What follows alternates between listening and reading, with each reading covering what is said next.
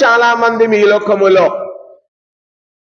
ధనము మీద, బంగళాల మీద, ఉద్యోగము మీద, గర్వము మీద, అహంభావము మీద, డాంబికాలు మీద, దాగుసరి మీద ఆధారపడుతున్నా.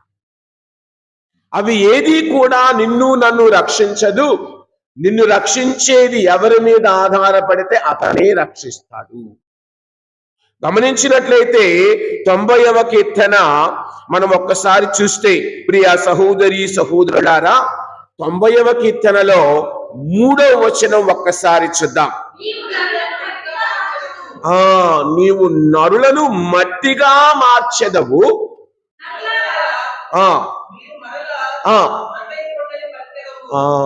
మనము మట్టి నుండి వచ్చాం, తిరిగి ఆ మట్టికే చేరతాము. నరులారా, మీరు మట్టి నుండి వచ్చారు, మీరు తిరిగి మట్టి అయిపోతారు.